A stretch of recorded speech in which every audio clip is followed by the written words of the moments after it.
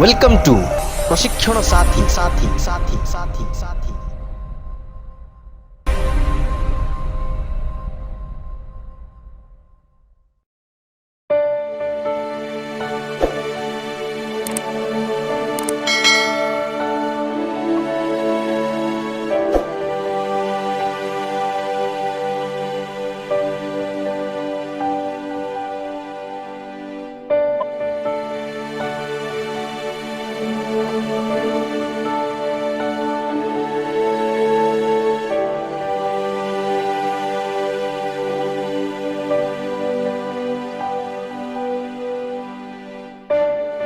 ଖ୍ରୀଷ୍ଟରେ ପ୍ରିୟ ଭଉଣୀ ଓ ମା ମାନଙ୍କୁ ପ୍ରଭୁ ଯୀଶୁ ଖ୍ରୀଷ୍ଟଙ୍କ ନାମରେ ମୋର ନମସ୍କାର।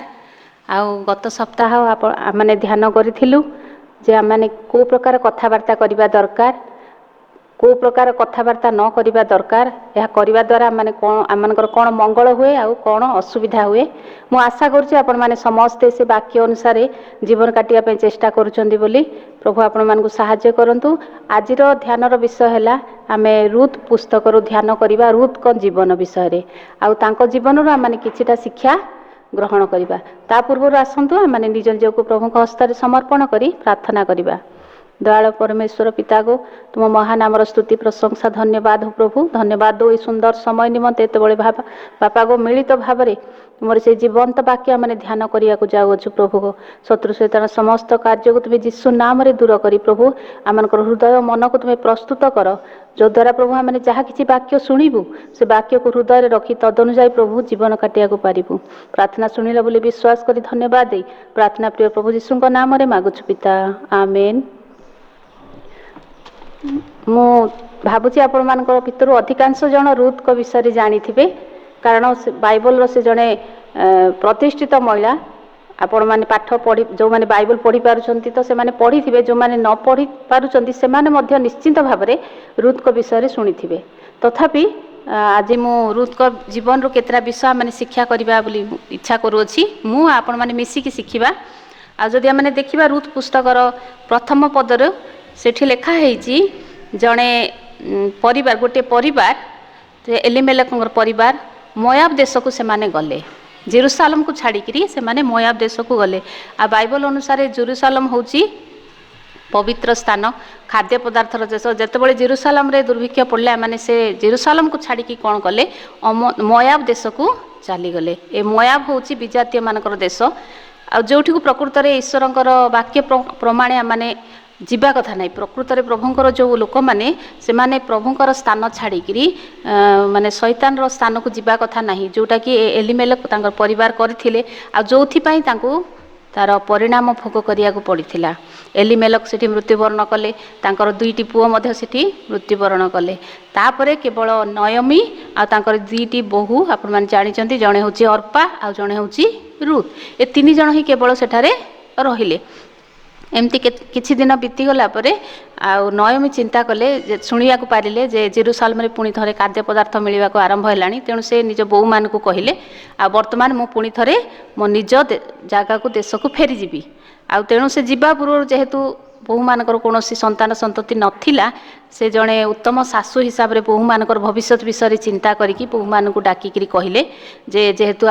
ତମର ସନ୍ତାନ ସନ୍ତତି କିଛି ନାହିଁ, ମୋର ବି ଆଉ ପୁଅମାନେ ନାହାନ୍ତି, ତେଣୁ କ'ଣ କର, ତମମାନେ ନିଜ ନିଜ ବାପାଙ୍କ ଘରକୁ ଚାଲିଯାଅ, ଆଉ ସେଠି ତାପରେ ତମମାନେ ତମର ଇଚ୍ଛା ଅନୁସାରେ ବାହା ହେବ, ଯାହା ବି କରିବ, ଆଉ ମୁଁ ମୋ ନିଜ ଦେଶ ଜେରୁସାଲେମକୁ ଚାଲିଯିବି। କିନ୍ତୁ ଏ କଥା ଶୁଣିବା ପରେ ଦୁଇ ଜଣ ଯାକ ବୋହୂ ନିଜ ଶାଶୁଙ୍କୁ ଧରିକି ବହୁତ କାନ୍ଦିଲେ, ନୟମୀଙ୍କୁ ଧରିକି ବହୁତ କାନ୍ଦିଲେ। କିଛି ସମୟ ପରେ ଅର୍ପା କ'ଣ କଲା ନା, ଠିକ୍ ଅଛି ତାହେଲେ ମୁଁ ମୋର ବାପା ଘରକୁ ଚାଲିଯିବି କହିକିରି ନୟମୀଙ୍କୁ ଚୁମ୍ବନ କରିକି ସେ ଚାଲିଗଲା। କିନ୍ତୁ ରୁଥ୍ କ'ଣ କଲେ, ତାଙ୍କ ଶାଶୁଙ୍କୁ କହିଲେ, ଯେଉଁଟାକି ଆପଣମାନେ ପାଇପାରିବେ ଲେଖା ହେଇଛି 15 ପଦରେ। ରୁଥ୍ ପୁସ୍ତକର 1 ପର୍ବ 15 ପଦ ଆଉ 16 ପଦରେ ଦେଖିବା। ରୁଥ୍ କହିଲା, ତୁମ୍ଭକୁ ତ୍ୟାଗ କରି ତୁମ୍ଭର ପଶ୍ଚାତଗମନ କରିବାରୁ ଫେରିଯିବାକୁ ମୋତେ ବିନୟ ନ କର। ଯେହେତୁ ତୁମ୍ଭେ ଯେଉଁଠାକୁ ଯିବ ମୁଁ ମଧ୍ୟ ସେଇଠାକୁ ଯିବି, ତୁମ୍ଭେ ଯେଉଁଠାରେ ରହିବ ମୁଁ ମଧ୍ୟ ସେହିଠାରେ ରହିବି। ତୁମ୍ଭର ଲୋକ ହିଁ ମୋହର ଲୋକ ଓ ତୁମ୍ଭର ପରମେଶ୍ୱର ହିଁ ମୋହର ପରମେଶ୍ୱର ହେବେ। ଏଇଠୁ ଆମେ ଗୋଟେ ବହୁତ ଗୁରୁତ୍ୱପୂର୍ଣ୍ଣ ବିଷୟ ଶିଖିପାରିବା ରୁଥ୍ଙ୍କ ଜୀବନରୁ। ସେ ଜଣେ ବିଜାତୀୟ ସ୍ତ୍ରୀ, से प्रभु को जानी नथिले किंतु जेतेबेले से नवमीकर पुओ को बाहा हेले तापरे नवमी घर को आसिले तापरे से सत्य परमेश्वर विषय जानवा को पारिले आउ तापरे से विश्वास करने को मध्य आरंभ कले। साधारणतः आमर जितेबाला झील मैंने बाहा होकर शाशुघर को जाती से कह जाए कौन बोली ना आज यहाँ हूँ तोर निज घर ए लोक मैंने होती तोर निजर से बाइबल गीत संहितार कह जाए हे कन्या माने निज पितृगृह को तुम्हें पार्श्वर बोली कहुच्छी। तेणु आमर प्रत्येक माँ भौणी मैंने जो मैंने बहित से कर्तव्य है निजर माँ बाहागर पर निज माँ बापा घर अपेक्षा आमर शाशु शशुर घर बा स्वामी घर हूँ आमर सबुठारु निजर से शाशुकर स्वामी लोक मैंने होती आमर निजर लोक मैंने यही विषयटा रुत भल भाव जानी पारिथिले। तेणु से जेतेबेले तांको शाशु नयमी तांको कहिले जे नाई वर्तमान तुम चली जाओ से तांको कहउचंती नाई मते तुमको छाड़ी जीवाको तमे कह ना कारण तुम लोक मैंने होती मोर लोक आ तुमर परमेश्वर होती मोर परमेश्वर। एठुरु आमने गोटे विषय शिक्षा करि परिबा जे से प्रकृत रे जड़े प्रभु भयकारी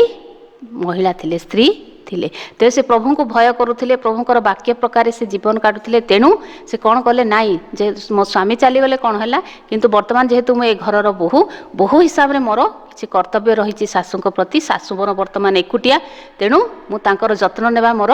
कर्तव्य। तेणु आम भौणी मैंने कि माँ मैंने जो मानकर शाशु मैंने अच्छी आमने से विषय से जत्न नेबा हूँ आमर कर्तव्य। बहु हिसाब से जो आम से घर को आसचु आमर से शाशु भल हूँ कि न हूँ बहु हिसाब से आमर प्रथम कर्तव्य है आमर शाशु शशुर बा आमर शाशु घर परिवार स्वामी परिवार समस्त जत्न नेबा जेपरी रुत नेले। आटा आम केतेबेले करिपरिबा ना जेतेबेले आम प्रभु को भय करवा कहीं प्रभुंर वाक्य अनुसार ये प्रकार कहुई जेहेतु तेणु आम निज निजर पितामाता गृह को पार्श्वर स्वामी घर को ही निजर घर बोली भाविबा पड़ो। ये आम प्रथम विषयटा यहाँ शिक्षा कलु। द्वितीय विषय आम देखिपर जे रुत जड़े बहुत परिश्रमी स्त्री लोक थिले बहुत परिश्रमी स्त्री लोक। साधारणतः मुझे जानुचे आम स्त्री माने माँ माने भौणी माने बहुत काम करूँ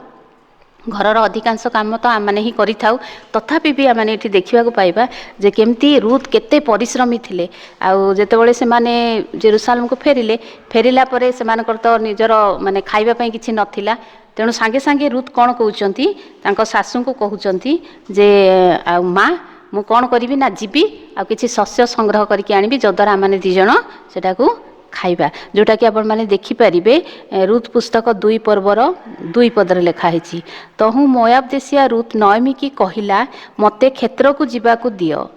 मु जहार दृष्टि रे अनुग्रह पाइबी ताहार पश्चात पश्चात शस्य सिंसा साउंटीबी तहिरे से ताहाकू कहिला आगो आंभर कन्ये जाओ। से सेतबेले शाशु को अनुमति मागुचंती से निज इच्छा चाहते करें कि से कहते माँ मते तमें अनुमति दियो जमी मु जाइकरी अन्य मानकर से शस्य क्षेत्र में बिलरे जहाँ भी सेतबेले साधारणतः शस्य कटार समय थिला आउ तेणु से माने से कहउचन जे मु जीवी जाइकरी से लोक माने शस्य काटी सारिबा परे जहाँ भी बलिबो सेटा मु संग्रह करके आनिबी तद्वारा आम दी जन बंची पार। आदि आम देखा पुरातन नियम आमर दि जाइला सेठी गोटे विधि देते ईश्वर जे जितेबाला आम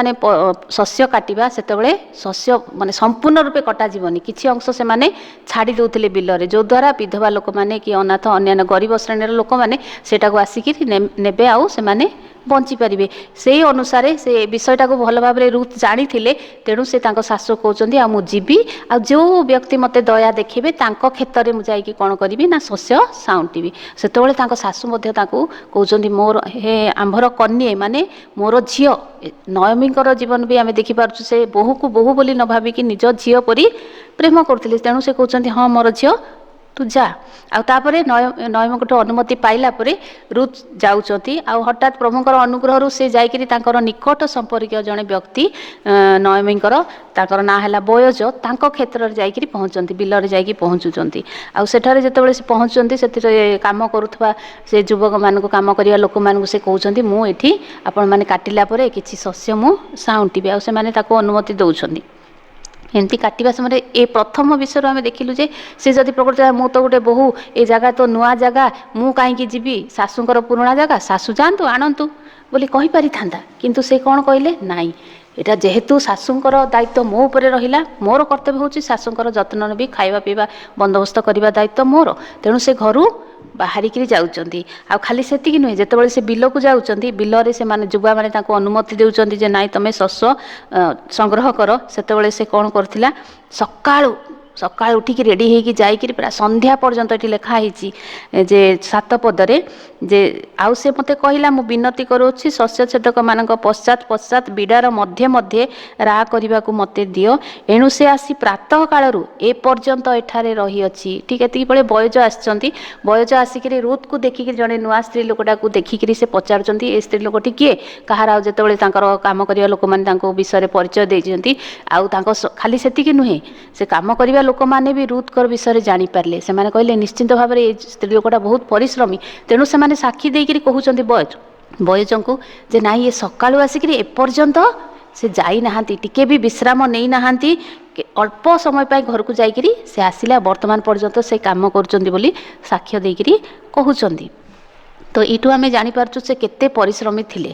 ତାପରେ ଦେଖିପାରିବା ଆହୁରି ଗୋଟେ ଇଏରୁ ଲେଖା ହେଇଛି ଯେ କ'ଣ କରିବାକୁ, ଯେ ଏଇଟା ଶୁଣିକିରି ବୟଜ କହିଲେ ହଉ ଠିକ୍ ଅଛି, ତମେ ତାଙ୍କୁ ମନା କରନି, ଆଉ ସେ ଯେତେ ଦିନ ପର୍ଯ୍ୟନ୍ତ ଚାହୁଁଛନ୍ତି, ଯେତେ ସମୟ ପର୍ଯ୍ୟନ୍ତ ଚାହୁଁଛନ୍ତି ଆମ ବିଲକୁ ଆସିକିରି ଆଉ ଶସ୍ୟ ସଂଗ୍ରହ କରିପାରିବେ, ତମେ ତାଙ୍କୁ କିଛି କୁହନି। ଏ ଅନୁସାରେ ସେତେବେଳେ ତାପରେ ସେ ପଚାରୁଛନ୍ତି, ବୟଜ ରୁଥଙ୍କ ପାଖକୁ ଆସିକି ତାଙ୍କୁ କହୁଛନ୍ତି 12 ପଦରେ, ସଦାପ୍ରଭୁ ତୁମ କର୍ମର ଫଳ ଦିଅନ୍ତୁ। ଇସ୍ରାଏଲର ଯେଉଁ ସଦାପ୍ରଭୁ ପରମେଶ୍ୱରଙ୍କ ପକ୍ଷ ତଳେ ତୁମ୍ଭେ ଆଶ୍ରୟ ନେବାକୁ ଆସିଅଛ, ସେ ତୁମ୍ଭକୁ ସମ୍ପୂର୍ଣ୍ଣ ପୁରସ୍କାର ଦିଅନ୍ତୁ। ବର୍ତ୍ତମାନ ବୟଜ ବି ରୁଥଙ୍କ ବିଷୟରେ ସମ୍ପୂର୍ଣ୍ଣ ବିବରଣୀ, ସମ୍ପୂର୍ଣ୍ଣ ତଥ୍ୟ ପାଇସାରିଥିଲେ। ସେ କେମିତି ଜଣେ ବିଜାତୀୟ ସ୍ତ୍ରୀ ହେଲେ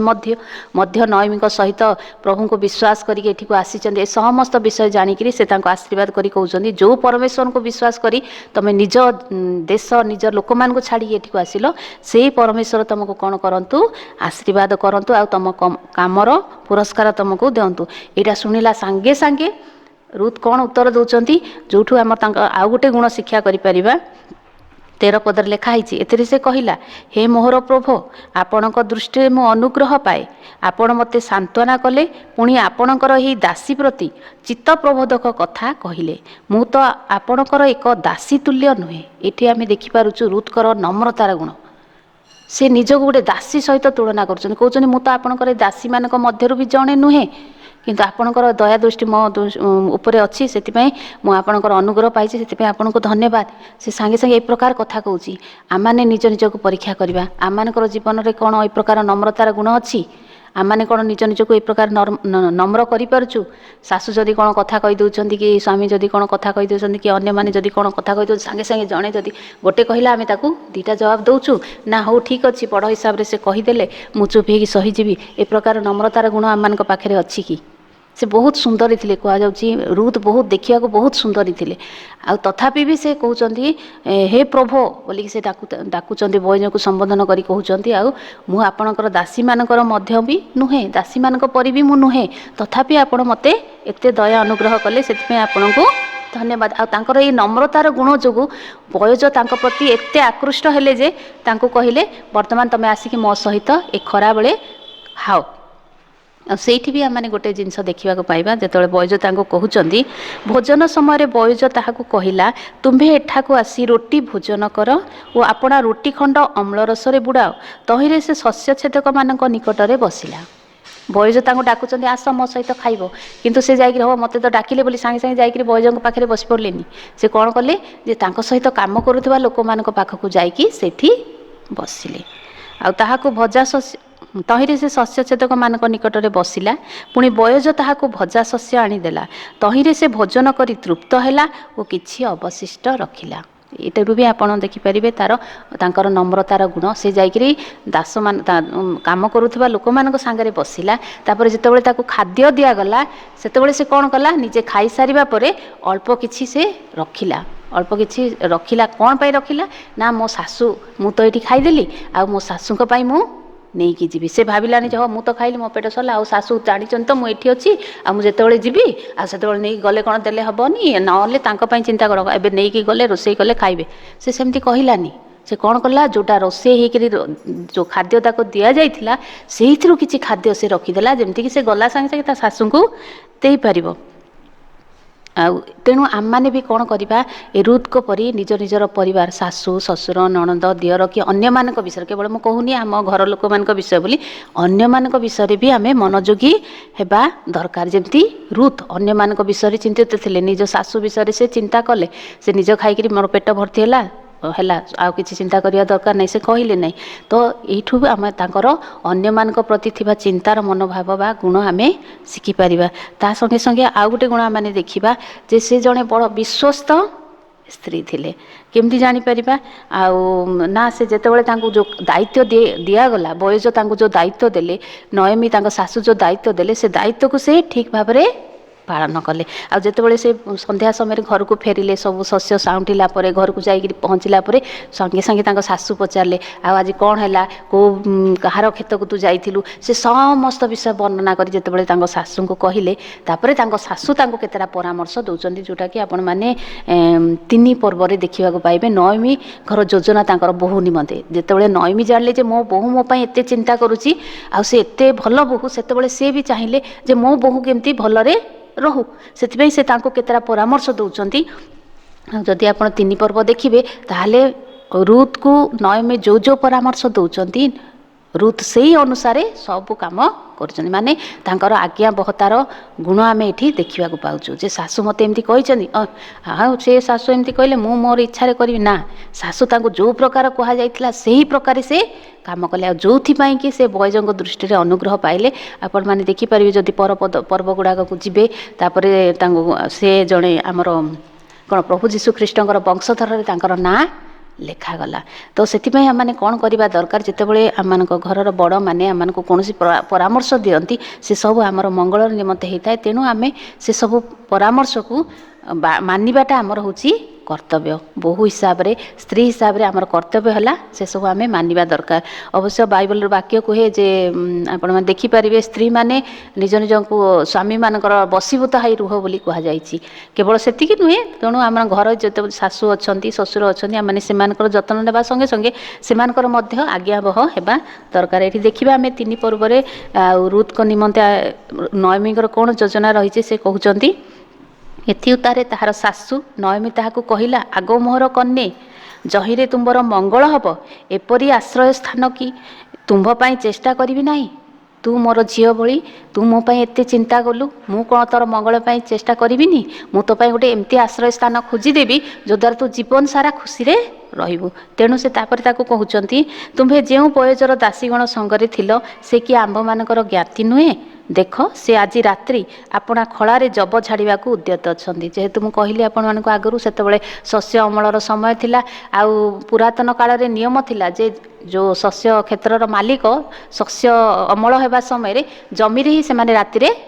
शोउथिले जो द्वारा शस्य को से सुरक्षा दे पारे से दिन बयज से क्षेत्र में शोबार थिला ए विषय नयमी जानीपारिकी रुथ को कहले जे तुम शीघ्र कौन कर ना भल सफा सुतरा होकर भल सुंदर वस्त्रटे पिंधिकी तुम जाओ आ कौन कर ना कर सारिकी से मनुष्य भोजन पान न सारिबा पर्यंत ताहाको आपणार परिचय दिए नहीं तो तुम किए कौन कौन से विषय ताकू आउ कह ना न कहीकि कौन कर तुम से जिते खाई सारिकी शोई पड़ा तुम कौन कर तांकर पाद तल को जाइकी पाद तलर से तांकर चादर टिके काढ़ी तुम से पाद तले तांकर शोइब ए प्रकार परामर्श से जितेबाला रुथ को देले रुथ से ही अनुसार कार्य कला जितेबाला बयज सकाଳେ उठिकी देखिले जे रुथ तांकर पाद तले शोइचंती सेतेबाला से तांको पचारे समस्त विषय जानला परे से जानले जे से विधवा आउ तांकर परे से कहले आगरे नियम थिला जे निजर निकट ज्ञाति प्रिय परिजन मानक भितर जदि केही बाहाइबा को नथिबे तापरे जाई कि टिके दूर तांकर बंधु मानक भितर केही हेले बाहाइ परिबे तेणु से समस्त विषय बंदोबस्त करी बयज कोन कले रुथ को सहित विवाह कले तो एठु आमे जानि पारुछु जे रुथ किपरि आज्ञा बहु थिले निज सासूंकर कथा अनुसार से कार्य कले जो द्वारा से आशीर्वाद पाइले शेष में गोटे विषय कहवाक चाहूँगी जे से रुथ जड़े निस्वार्थपर स्त्री थिले से स्वार्थपर नथिले केवल निजर स्वार्थ विषय चिंता करले निजर भल मुझे भल रही मुझे केमती खुशी रही से विषय से चिंता कले ना से सासूंक पई चिंता कले निज शाशुघर परिवार केमती आग को बढ़ियो से विषय चिंता कले आउर ये निस्वार्थपर गुण पाई बोलिकी प्रभु तांको विशेष भाव में प्रचुर भाव में आशीर्वाद कले कहुच्छे जितेबाला से शस्य साउंटुले रुथ साउंटी सारा पर संध्या बेले घर को गला बेलू से कौन करुले जी शस्य साउंटुले से सब निज मुंडरे बोहीकि नहीं जाऊे जदि आम देखा एवं आमको भी जब कह मत गोटे कहे बैग्रे धरिकी परियापत्र नहीं जा घर को मार्केट रू मुझे जावाक लाज करेंगे किंतु से एमती जड़े स्त्री थिले जे कौन लज्जा न करी कौन कले ना से शस्य को निज मुंडरे रखिक से निज घर को नेले तो यू आम देखिपुँ से एत सुंदरी थिले एते गुणवती थिले विजातीय स्त्री हेले पाखे ए समस्त गुण थिबा जोगु प्रभु तांको मनोनीत कले आउ तांकर वंशधर रे तांकर नाम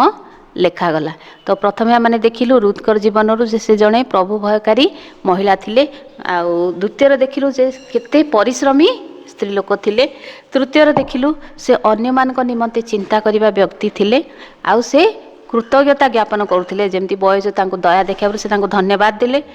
से तापर देखिलु जे से जड़े नम्र स्त्री लोक थिले तापर देखिलु से जड़े विश्वस्त बा बाध्य स्त्री थिले शेषर देखिलु से जड़े निस्वार्थपर स्त्री लोक थिले तो आम मैंने चेष्टा करिबा प्रभु भी आम को ए प्रकार साहाय्य करती रुथ जीवन आम मैंने चेष्टा करिबा निस्वार्थपर जीवन काटिबा पाई प्रभु प्रिय जीवन काटिबा प्रभु भयकारी जीवन काटिबा अन्य मान निमंते चिंतित हेबा आउ कौन करबा ना कृतज्ञतार हृदय सब आम पाखे जमी रहिबो आम निज निजको नम्र करबा केवल प्रभु निकट नुहे निज निज मानकर बड़ मान निकट निजक नम्र करबा आउ जहाँ भी आम आशीर्वाद पाइचु से निमंते प्रभु को तथा अन्य मान को मध्य कृतज्ञता ज्ञापन करबा प्रभु आम को ये प्रकार हेबापई साहाय्य करंतु आसंतु आम प्रार्थना करबा आउ आज ये समाप्त करबा। दयालु प्रेमी परमेश्वर पिता गो तुम महानाम स्तुति प्रशंसा धन्यवाद हो बापा धन्यवाद दो ये सुंदर शिक्षा और चेतना निमंते प्रभु रुथ को जीवन दे तुम मान सहित कथा कहल बापा गो दया कर प्रभु आम